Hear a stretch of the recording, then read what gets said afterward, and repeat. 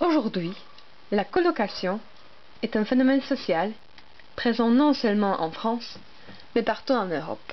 Les gens de toutes les générations, y compris les personnes âgées, se décident de partager leur appartement avec quelqu'un d'autre, pour différentes raisons. Étudiants côtoient les profs, les jeunes travailleurs précaires, les employés et les cadres, les trentenaires, les quadragénaires. Qu'est-ce qui les pousse à faire un pas pareil? Tout d'abord, ce sont les raisons économiques. Le poids des charges et du loyer devient moins lourd à porter s'il est divisé entre deux colocataires. On pourrait croire qu'il n'y a rien d'agréable d'avoir un canapé ou un réfrigérateur commun avec quelqu'un d'inconnu. Et pourtant, de nombreux partisans de la colocation s'y mettent aussi par le goût pour cette mode de vie. Selon les sociologues, les contemporains souffrent de la disparition des repères collectifs et des grands projets qui unissaient les nations et les familles. C'est pour cela qu'ils cherchent à sortir de l'angoisse éprouvée face à la solitude. Dans ce monde rempli d'individualistes immergés dans les foules anonymes, les gens tentent de créer des petits pôles de chaleur. C'est ainsi qu'ils se nouent les amitiés ou même les sentiments beaucoup plus forts. Dans le temps de la création des premiers sites internet spécialisés en aide à la recherche de colocataires, c'étaient les étudiants qui étaient leur cible. Cependant, les jeunes ne représentent qu'une partie des clients. 42%, ce sont des salariés et 7% des familles monoparentales et des seniors. Il est encore possible de comprendre les motifs de ces trois premiers groupes. Mais les personnes âgées, pourquoi ils prennent décision de se lancer dans une aventure pareille à cet état de vie?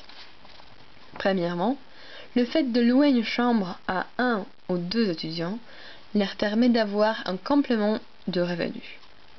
Les associations comme le Paris Solidaire se chargent de mettre en relation des étudiants et des retraités, ce qui facilite aux seniors de trouver quelqu'un de bien. Deuxièmement, ce sont aussi leurs aspirations qui ont changé. Aujourd'hui, les retraités veulent continuer à bien vivre malgré de petits revenus.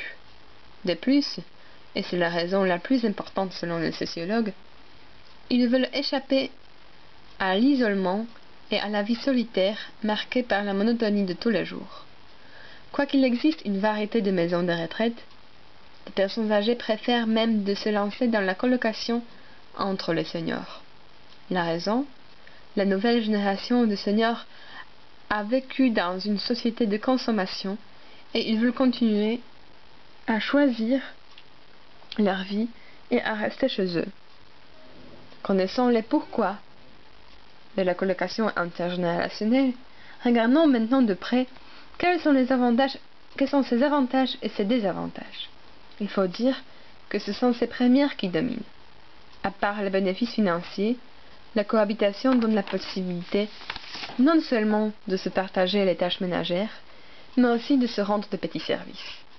Les jeunes font les courses et le ménage, pendant que les personnes âgées préparent les repas ou s'occupent de la maison lors de l'absence de leurs colocataires. En outre, au moment difficile, il y a toujours quelqu'un à côté à remonter le moral, à consoler. Le partage de domicile, mais surtout la longue conversation, favorise les relations profondes.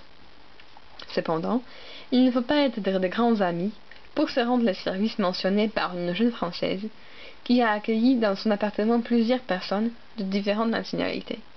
Grâce à cela, elle est devenue une personne ouverte au monde et elle a connu plusieurs langues étrangères.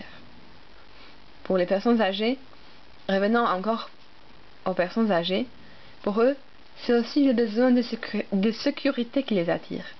Au moment d'un accident grave ou d'une simple perte de conscience, ils ont une garantie d'être aidés et soignés à temps.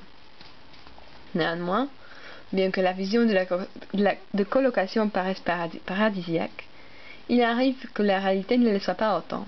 Tout d'abord, il est possible de tomber sur la personne malhonnête. Les chefs des associations affirment de trouver un peu de tout. Des hommes qui cherchent des filles, des femmes en mal de compagnon, des propriétaires en quête d'un moyen de rembourser leur emprunt à moindre frais, des partisans de la vie en communauté, des colocataires qui vivent en côte à côte sans se parler. De plus, en ce qui concerne les jeunes, pour eux, une colocation ratée ne constitue pas un drame. Il suffit de faire leur sac et s'en aller sans un grand regret.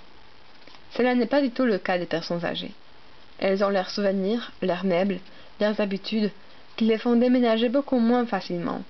Finalement, puisqu'il n'existe aucun contrat spécifique de colocation, afin d'éviter de mauvaises surprises, il faut bien prêter attention à quoi et avec qui on s'engage à partager un appartement. En résumant, bien qu'il existe certains désavantages de la cohabitation, elles sont loin de freiner une augmentation constante des personnes qui cherchent à se lancer dans une telle aventure. La mode à la colocation se répand de plus en plus rapidement et chaque année, tous ceux qui pour différentes raisons ont besoin d'une compagnie y font recours. Il reste juste à espérer que cette nouvelle tendance unifiera les sociétés et favorisera l'amélioration des relations intergénérationnelles.